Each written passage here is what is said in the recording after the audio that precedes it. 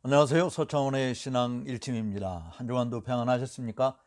오늘도 서창원의 신앙 일침을 시청해 주신 여러분들에게 하나님의 은혜와 평강이 풍성한 한 날이 되기를 주의 이름으로 축복합니다. 오늘 서창원의 신앙 일침은 무대책이 상책인가? 라고 하는 제목으로 말씀을 드립니다. 5월의 달, 가정의 달을 맞이했습니다. 어린이날, 어버이날, 스승의 날, 부부의 날 등 수많은 날들을 제정해서 가족들과 좋은 유대 관계를 맺고 즐거운 시간, 가정을 생각하는 그런 달이기도 하죠. 특별히 어린이들이 마음껏 뛰어놀 수 있는 환경이 되기를 바라는 마음으로 대통령을 비롯해서 여러 단체들이, 특별히 교회들이 큰 행사들을 행한 것들을 우리들이 뉴스를 통해서 보게 됩니다. 세계 최저출산 국가의 오명을 안고 있는 우리는 아이들이 마음껏 뛰놀던 옛 시절, 골목길 이런 것들이 다 사라져 가고 찾아볼 수 없는 시대에 살고 있죠. 2005년도 국가가 나서서 출산 장려 운동을 시작한 이래 작년까지 무려 280조라는 천문학적인 돈을 쏟아 부었지만 출산율 하락은 멈출 수 없었습니다. 이대로 가다가는 0.3%로 떨어질 날이 곧 다가온다고 하는 충격적인 통계 자료까지 제공하고 있는 것을 보게 됩니다.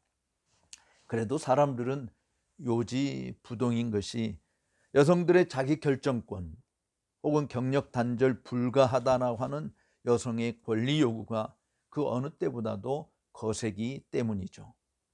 예전에는 무턱대고 나타가는 거짓 신세 못 면한다라는 산하 제한 정책 구호가 보여주었듯이 아이를 낳아놓고 뭔 대책이 있느냐라고 하는 핀잔이 먹혀 들어갔을 때였습니다. 그렇지만 지금은 낳아야 된다라고 아무리 강조해도 출산율은 계속 하락세로 일관되고 있습니다. 사실 예전에 아이들 많이 낳았을 때 대체로 누나들이나 또는 여동생들이 많은 희생을 했습니다. 그래서 그 식구들 자식들 가운데 한 놈이라도 잘 나면 온 가족들이 먹고 사는데 지장이 없다라고 하는 생각들을 했었죠. 실질적으로 뭐 아이 낳고 뭔 대책이 있느냐라고 하는 핀잔이 많았었던 때였기 때문에 그래도 어쨌든 자식 농사를 통해서 가문의 어떤 기반을 더 튼튼히 다지고 가난에서 벗어나고자 했던 그런 욕망들이 많이 있었던 것이 사실입니다. 그래서 그때는 개천에서 욕난다라고 하는 소리도 심심치 않게 들려왔었던 때였죠. 지금은 뭐 그런 소리를 들을 수도 없어요. 왜냐하면 부의 대물림이 계속 이어지고 지식의 대물림이 이어지고 사실 보이지 않는 신분과 같은 계급이 형성되어 있습니다. 부와 권력에 따라서 말이죠. 그래서 그와 같은 일들을 꿈꾸는 그야말로 흑수저들은 여전히 영원히 흑수저로 남아있게 되는 불안함이 계속 존재하고, 예전에는 좀 못해도 격려를 받고 뭐 서로 격려하면서 정말 경쟁보다는 함께 협력하는 그런 모습들이 많이 있었지만 지금은 치열한 경쟁 사회 속에 들어가기 때문에 다른 사람 도태되면 끊임없이 도태되고 잘 되는 사람들만 잘 되는 그런 현상들이 벌어지고 있는 것도 사실입니다. 이런 사회 불평등, 부조화, 불균형 이런 문제들을 해소해 보겠다고 많은 복지들을 내놓기는 하지만 오히려 복지가 사람들을 더 게으르게 만든다라고 하는 것을 여실히 보여주고 있어요.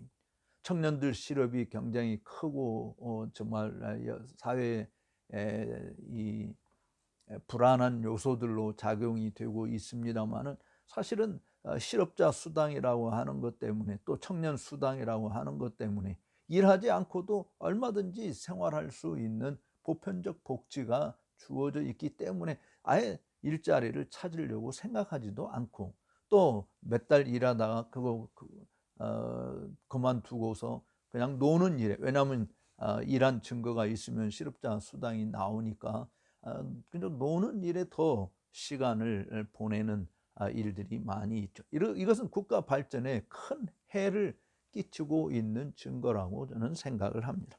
어쨌든 신앙적으로 우리들이 생각해 볼 때 이 저출산 문제, 뭐 대책도 없는 그런 상황으로 몰려가고 있습니다. 그러니까 뭐 국가에서 물론 대책들을 많이 내세우고 있죠.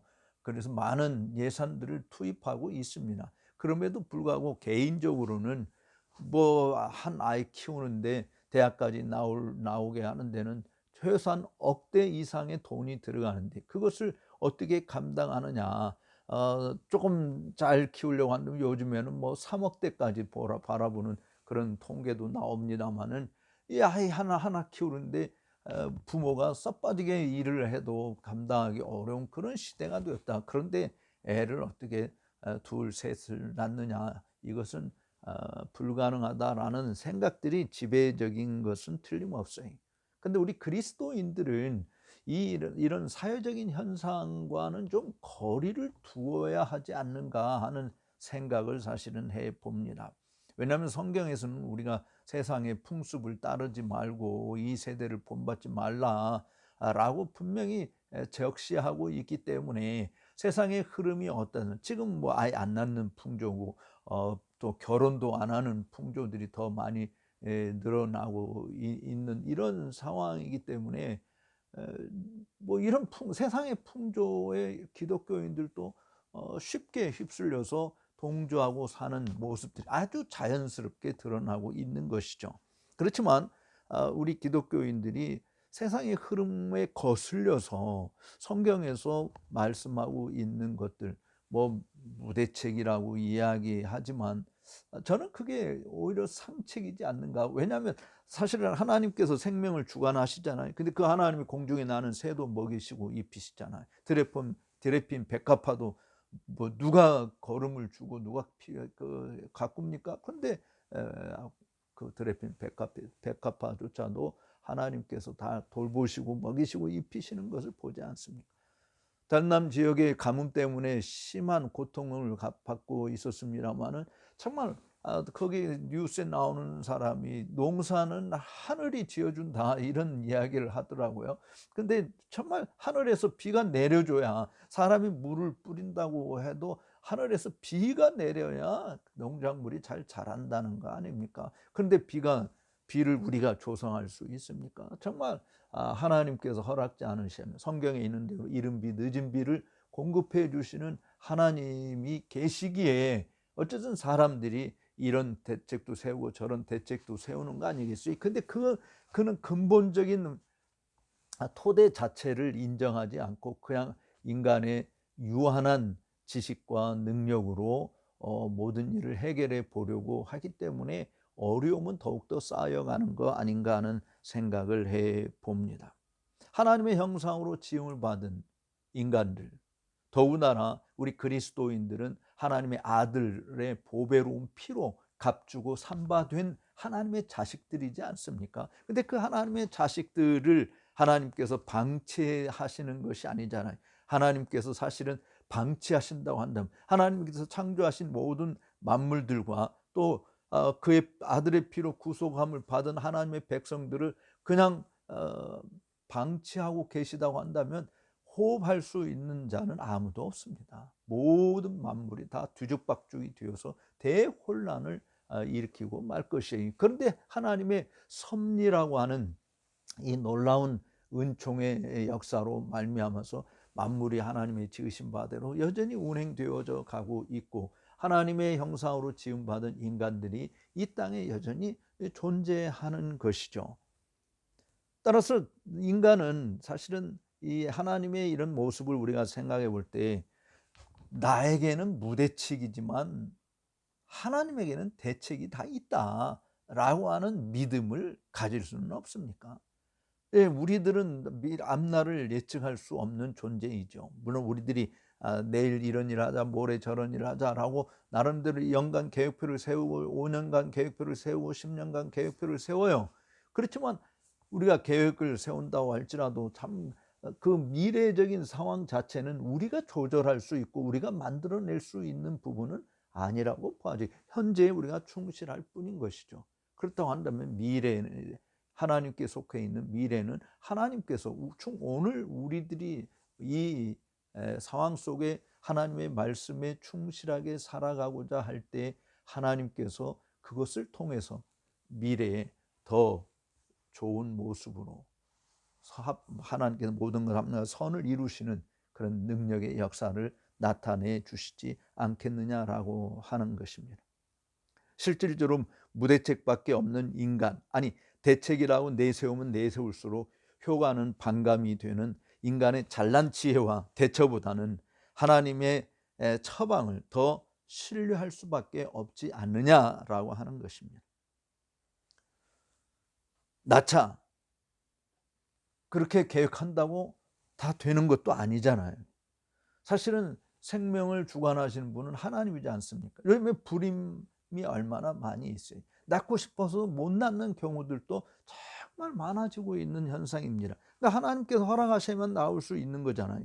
다시 말하면 인위적인 산하 제한 혹은 여성의 자기 결정권을 내세우지 말고 생명의 주인이신 맡겨주신 그 뜻에, 생명의 주인이신 주님이 맡겨주신 그 뜻에 순복하는 것이 어떻겠느냐라고 하는 것이죠. 제가 믿는 하나님은 무턱대고 하라고 말씀하기보다는 인간의 체질과 성향이 무엇인지를 잘 아시기 때문에 말씀하신 것을 잘 감당할 수 있는 지혜와 능력도 겸비하게 도와주시는 하나님이라고 하는 사실이죠. 하나님께서 말씀해 놓고 그저 잘하나 보자 구경하시는 분이 아닙니다. 그것을 감당할 수 있는 지혜와 능력도 공급해 주실 수 있으신 하나님이시라고 하는 거예요. 근데 하나님께서 우리에게 때로 버거운 것을 명령하시는 이유는 사실 우리가 할 수 없는 것을 통해서 하나님이 우리를 골탕 먹이고자 하는 것이 아니라 사실은 하나님을 의존하게끔 하시기 위한 방편이지 않습니까? 하나님 의존하면 다윗 같은 사람도 골리앗을 물리칠 수 있는 것이고 반석에서 물이 솟게 할 수 있는 일도 감당하는 것이죠. 사실은 하나님이 함께 하시면 인간의 생각으로는 불가능한 것도 내게 능력 주신 자는 내가 모든 것을 할 수 있다라고 고백할 수밖에 없게 만드는 거 아니겠습니까? 그래서 그냥 하나님이 말씀하신 것에 순종하자. 너 대책이 있냐? 그냥 순종하자라고 하는 것이, 그것이 저는 애국이기도 하고 무엇보다도 주님이 피 흘려 세우신 교회를 흥왕케 하는 방편이라고 믿기 때문에 그렇습니다.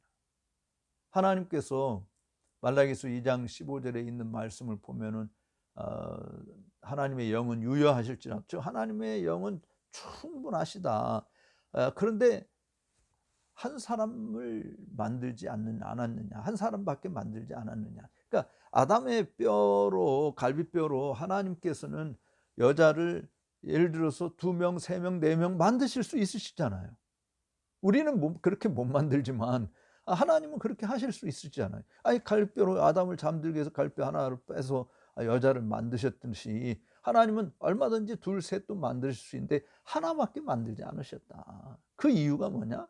경건한 자손을 얻고자 함이라라고 말씀하고 있지 않습니까? 즉 경건한 씨를 얻고자, 사실은 하나님께서 일부 일처제를 통해서 하나님을 경외하는 거룩한 자손들을 얻고자 하는, 사실 그것이 오히려 하나님이 여성이라고 하는 몸을 빌려서 인류 종족의 번성을 추구하신 방편인데, 그 방편이 여러 여자를 한 남자만 두시고 요즘에 네덜란드에 있는 어떤 사람은 전 세계 자기 씨를 퍼뜨리는, 그래서 자식이 500명 넘는 뭐 그런 자식이 뒀다고 하는데 그거는 범죄죠, 사실은. 하나님께서 어쨌든 종족의 번식을 위해서 한 남자와 한 여자를 지으신 거예요. 그리고 그 한 남자와 한 여자의 결혼을 통해서 생육하고 번성하고 땅을 정복하고 다스리는 일을 하시라고 명령을 주신 거 아닙니까? 그렇기 때문에 우리들은 그냥 하나님의 명령에 순종하게 되어지면 대책은 하나님이 세우신다. 아니, 하나님이 생육하고 번성하라고 말씀하셨으니 뭐 이 땅에 번성케 되어지는 거, 그 모든 일들은 어떻게 운행할 것이, 하나님께서 하나님을 경외하는 자들을 통해서 여전히 하나님은 역사하신다라고 하는 것이죠. 정말 여러분들은 교회를 사랑하십니까? 물론 다 교회를 사랑하죠. 기독교인인데 교회 사랑하지 않는 사람이 누가 있어요? 아마 마귀 편에 속해 있는 녀석들 빼고는 하나님의 교회를 정말 사랑할 것이라고 보아집니다.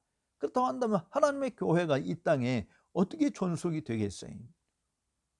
그것도 하나님이 알아서 뭐 하나님이 아시겠지. 우리는 그냥 우리 먹고 사는 일에 치중할 뿐이야라고 말할 수 있는 건 아니지 않습니까? 근데 하나님께서 우리에게 생육의 은총을 허락해 주셨다. 자식은 여호와의 주신 기업이다. 젊은 자의 전통에 화살이 가득한 게 복이 있다라고 그러지 않습니까? 즉 우리 자신들이 하나님께서 복을 주시려고 하나님의 기업이라고 말씀하신 그 자녀들을 우리가 그냥 한 명으로 아니면 두 명으로 끝낸다라고 하는 것은 좀 너무 속상하지 않나요? 물론 뭐 여성의 자기 몸 관리도 필요하고 정말 아기 낳고 키우는 그 힘든 과정을 겪고 싶지 않고 그래서 나는 하나로 족한다, 둘로 족한다라고 이야기할 수 있겠어요. 그렇지만 하나님을 믿는다고 말하는 자들이 힘겹다고 주저하고 망설이고 결국은 포기하고 마는 현상은 하나님을 불신하는 징조가 아닐까요? 생명의 주를 무능한 신으로 전락시키는 망령된 짓은 아닐까요? 그러고도 복받을 수 있겠나요? 내 편리와 안락을 생각하면 아이를 잉태하고 낳고 기르는 일은 사실은 누구나 다 회피할 수 있는 일이라고 봐져요. 미혼이든 비혼이든 여러분의 부모가 지금 세태의 흐름에 적극 순종하고 나섰더라면 여러분들이 지금 호흡하며 활보하고 다닐 수 있겠습니까? 지금 혼자의 삶을 즐기고 있는 사람들, 아니 여전히 나는 혼자 더 즐겁게 살고 싶어 라고 생각하고 결혼을 기피하거나 또 결혼했어도 우리 둘만의 인생을 편안하게 살고자 한다고 한다면, 여러분의 부모님이 그런 생각을 했다 한다면 여러분이 지금 존재하느냐라고 하는 것이죠. 누군가 이 땅에서 물론 힘겨운 것 같아도 하나님의 뜻을 따라서 하나님이 주신 소명을 성취해가는 정말 기쁨을 만족하게 맛보게 만들어줄 수 있는 일은 여러분이 지금 생육하고 번성하고 땅을 정복하고 다스리라고 하는 하나님의 문화 명령을 순종하지 않으면 그런 미래는 일어나지 않는 것이죠. 나와 똑같이 닮은 누군가가 내 뒤를 이어서 여전히 이 사회의 발전과 교회의 흥황을 위해서 섬기는 자가 있다고 한다는 것은 매우 흥미진진한 일이지 않습니까? 나는 가도 여전히 하나님께서 뒤를 이어서 역사를 이루어가고 계시다라고 하는 것이죠. 사실 힘든 양육 과정을 거치면서 우리를 낳아주신 부모님들이 그렇게 힘든 양육 과정을 거치면서 우리를 낳아주시고 길러주셨기에 지금 우리들이 존재하듯이 미래의 누군가도 여러분들의 수고와 땀과 눈물이 사회 구성원으로서 자기 역할에 충실한 길을 갈 수 있는 것입니다. 누군가가 디딤돌이 되어주기를 바라고 내 자신이 그렇게 하지 않으면 주변 사람들에게 사실은 걸림돌로 남을 가능성이 많지 않을까요? 사랑하는 우리 시청자 여러분, 아니 정말 하나님을 경외하는 동역자 여러분들, 너무 늦은 지금 아이 출산 문제가 정말 이 교회를 통해서 버려야 된다라고 해서 CBS를 비롯해서 CTS 모든 종교 단체에서 또 교회들 뜻 있는 목사님들 주장들을 하고 있습니다. 그런데 정말 안타까운 것은요, 그렇게 주장하는 목사님들 지도자들이 정부 시책에 적극 동조해서 아이들을 하나 아니면 둘밖에 낳지 않은 그런 당사자들이라고 하는 것이죠. 그 당시는 왜 이것이 하나님의 뜻에 어긋나는 것이었다라 하는 것을 생각하지 않고 적극 순종했나요? 근데 지금에 와서 아이를 낳는 것은 신학적이고 성경적이고 하나님이 기뻐하는 일이다라고 지금에 와서 강조하는 이유, 그런 일들을 벌이고 있는 앞에서 선도하고 있는 사람들 중에 정말 아이를 셋, 넷, 다섯 낳은 사람들이 얼마나 되겠습니까? 지금 시급해서 이제 너도 나도 이야기하고 뭐 과학적으로 이야기하고 또 그 신학적으로 이야기하고 성경을 들이대고 이야기하고 하지만 이미 사람들이 의식 속에 빠져 그런 세속적인 흐름 속에 깊이 빠져 있는 상황에서 이것을 뒤집는다고 하는 것은 결코 쉬운 것이 아니다라고 하는 것이죠. 대책 없이 사는 자들의 자신감 어디서 나올까요? 뭐 잘난 부모에게서 나올 수도 있겠죠. 내 힘들이지 않아도 꼬박꼬박 통장에 들어오는 뭔가가 있어서 뭐 잘나게 그냥 담대하게 살 수 있을지 몰라요. 그러나 그런 특별한 계층이 되지 않는 평범한 사람들의 자신감, 정말 하나님을 신앙하는 신앙인들의 자신감은 천지에 있는 모든 것을 소유하고 있는 창조주 하나님에게서 나오는 거 아닙니까? 그렇다고 해서 내가 내 할 일을 하지 않는다는 거 아니잖아요. 오히려 그리스도인의 노동가는 부지런함과 열정과 정직함을 기초로 하고 있는 것입니다. 사실 게으름은 신앙생활의 적이죠. 일하기 싫은 자는 먹지도 말라라고 이야기했으니까요. 냉랭함도 믿음의 진보를 가로막습니다. 그뿐 아니라 하나님의 역사하심도 밀어내는 것이죠. 부정직한 것은 그리스도인의 인격을 망가뜨리는 것입니다. 어쩌면 저는 지난 정말 66년의 세월을 제가 살아오면서 돌이켜 보면 뭐 특별히 나는 이런 걸 해야 되겠다, 저런 걸 해야 되겠다, 어떤 대책을 세워놓고 그 대책에 맞게끔 일해온 것은 뭐 거의 없는 것 같아요.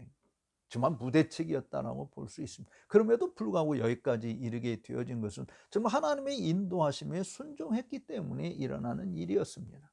하나님께서 말씀하신 일에 그저 순종했고 그 순종을 통해서 저는 그래도 정말 하나님은 저를 이 땅에 보내신 그 뜻에 100% 부합을 다 못해드렸습니다만은 그래도 그 뜻에 맞게 살려고 노력하는 흔적들을 가지고 있을 수 있었다라고 하는 것이죠. 후회가 없다고 한다면 뭐 새빨간 거짓말이겠죠. 더 잘했더라면, 더 치밀한 계획을 통해서 정말 더 추진을 했더라고 한다면 더 많은 업적을 남겼을 거다라는 생각도 안 할 수 없는 것입니다. 그래도 만족함이 월등히 많았던 것은 하나님의 대책이 있었음을 믿었고 그 대책을 따랐기 때문에 그런 것이죠. 남은 세월도 뭐 무대책이 대부분이에요. 노후 생활 어떻게 할 것인가 대부분이 무대책이지만 그래도 하나님의 인도하심의 손길, 보호하심의 손길, 하나님의 강건케 하시는 손길이 있기에 오늘도 버티고 있는 것입니다. 여전히 선교지에 필요로 한 곳에서 하나님의 말씀을 전하고 가르치는 일을 하게 되어지는 것이죠. 지금까지 하나님이 건강 주시고 인도해 주셨으니 뭐 앞으로도 하나님이 주실 때까지 그저 받들고 섬기는 일을 하는 것이에요. 사랑하는 우리 형제 자매 여러분, 여러분의 대책은 뭡니까? 하나님 없이도 능히 이룰 수 있는 것입니까? 아니잖아요. 그걸 믿잖아요. 그렇다고 한다면 하나님 말씀에 그냥 순종, 여러분의 대책이 없어도 하나님 말씀에 순종하면 생육하고 번성하고 땅을 정복하고 다스리는 일에 기여하는, 이바지하는 그런 귀한 인재들이 여러분들의 품 안에서 나오지 않겠습니까? 잠언 16장 1절에 마음의 경영은 사람들에게 있어도 말의 응답은 여호와께로부터 나오느니라 라고 했습니다. 그렇습니다. 모든 일을 이루시는 하나님, 하나님의 열심히 하나님의 뜻을 결코 실패하지 않도록 이루어 가시는데 그 하나님의 대책을 믿으시고 여러분의 남은 생애를 이 땅에서 하나님의 뜻을 구현하는 일에 가장 복되게 쓰임받을 수 있게 되기를 주님의 이름으로 축복합니다. 시청해 주셔서 감사합니다. 나가시기 전에 좋아요, 구독 버튼을 눌러주시면 고맙겠습니다.